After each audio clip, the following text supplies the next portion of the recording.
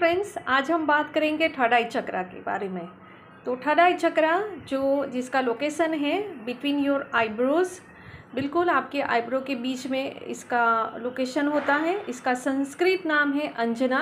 आजना चक्र भी कहते हैं, अंजना भी कहते हैं, बट थर्ड आई चक्रा से ज़्यादा लोग इसको समझते हैं। ओके, अब ये क्या रिप्रेजेंट करता है? Intuition and perception. इसका कलर है डार्क ब्लू, इसका जेमस्टोन है सोडेलाइट। और ये क्या एसोसिएट करता है, क्यों हमारा थर्ड आई चक्रा एक्टिव होना चाहिए और एक्टिव है, थर्ड आई चक्रा से हमें हमारे लाइफ में क्या बेनिफिट्स हो सकते हैं, क्या रिलेट करता है, क्या एसोसिएट करता है। तो पहला है, जैसे थर्ड आई को हम सभी जानते हैं कि इंट्यूशन पावर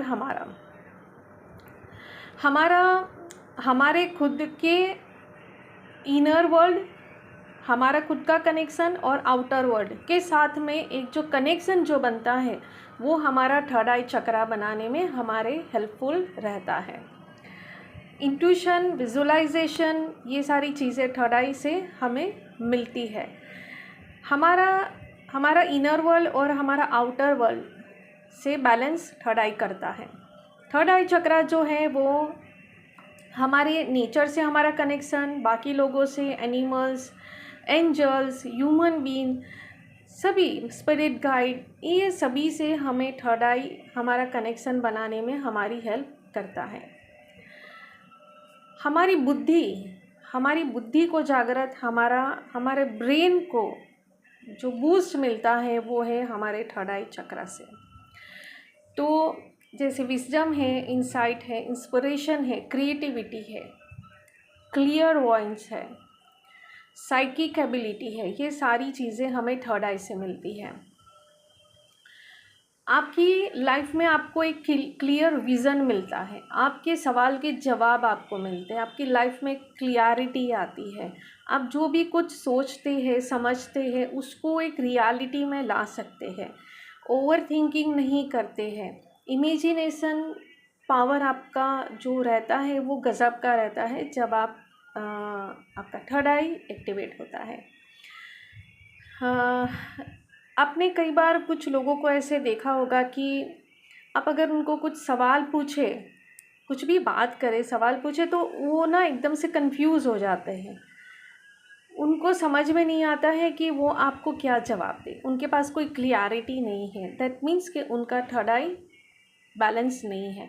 ये कई बार आपने भी देखा होगा, ओके, कि आप एकदम से ब्लैंक हो जाते हैं या बात करते करते एकदम से भूल जाते हैं, तो ये चीज़ें होती हैं। पर जब ये आपका बैलेंस में होता है तो आपका क्रिएटिविटी बढ़ता है, आप इंस्पिरेशन आपका बढ़ता है, साइकिक एबिलिटी आपकी बढ़ती है, आपकी लाइफ में क्लियरिटी आती है, क्लियर वॉइस आप बनते हैं। मतलब मुझे पता है कि मुझे क्या करना है। ओके, तो ये सारी चीज़ें जो है हमारा थर्ड आई जब बैलेंस होता है, और क्यों ज़रूरी है बैलेंस होना, तो ये है। ओके, हमारी लाइफ का परसेप्शन जो है लाइफ को देखने का, वो बदलता है। ओके, अब हम कुछ समझेंगे कि जब ये ब्लॉक होता है तो क्या होता है। जब ये ब्लॉक होता है, अलाइनमेंट में नहीं होता है या ओवर एक्टिव हो जाता है, तो क्या होता है। तो आपका पहले तो इंट्यूशन पावर नहीं रहता है, आप कंफ्यूज रहते हैं कि ये मेरा इंट्यूशन है या ये मेरा भ्रम है या मैं ओवर थिंकिंग कर रहा हूँ या कर रही हूँ, वो आपका रहता है। आपका मेमोरी डाउन होता है, आप भूल जाते, कोई भी जगह कुछ भी रख के भूल जाना, फिर आपको याद नहीं आना कि मैंने कहाँ पे रखा है, बात करते करते भूल जाते हो, जैसे फ़ोन हाथ में लिया, किसको फ़ोन करना है, क्या टाइप करना है, वो भूल गए। आपका विज़न क्लियर नहीं होता है, आपको समझ में ही नहीं आता है कि आपको क्या करना चाहिए। जैसे जो स्टूडेंट्स हैं उनके लिए ख़ास ये रहता है कि उनका थर्ड आई चक्रा बैलेंस होना बहुत ज़रूरी है। आप जजमेंटल हो जाते हैं, आप छोटी छोटी बातों में लोगों को जज करने लगते हो, खुद को जज करने लगते हो, आपका बिहेवियर एकदम से अजीब व गरीब हो जाता है, आप डिप्रेशन में रहते हैं, आपका एंजाइटी हो जाता है, हेडेक हो जाना, फिर डिजीनेस होना, लैक ऑफ क्लियरिटी आ जाना, कि आपको कोई क्लियरिटी ही नहीं रहती है कि आपको क्या करना है क्या नहीं करना है, आपको किसी भी चीज़ में आपको कोई सॉल्यूशन नहीं मिलता है।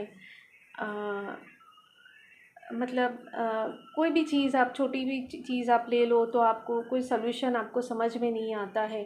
आप कोई भी काम को स्टार्ट करते हैं ना तो उसको पूरा नहीं कर पाते हैं, इनकम्प्लीट छोड़ देते हैं, आप थक जाते हैं, फिर आप लेज़ीनेस हो जाते हैं, लेज़ी हो जाते हो, आप केयर नहीं करते, आप ऐसा बोलते हैं छोड़ दे, जाने दे, कोई फ़र्क नहीं पड़ता है, आपको कोई प्रॉब्लम का सॉल्यूशन नहीं मिलता है, जजमेंटल हो जाना।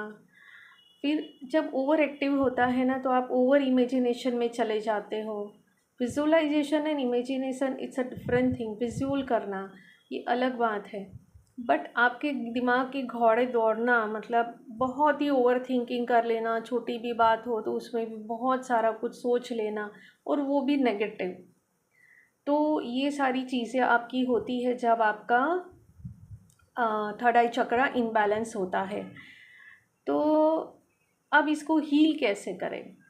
अब इसको हील कैसे करना है? तो इसको हील करने के लिए होता है अफर्मेशंस।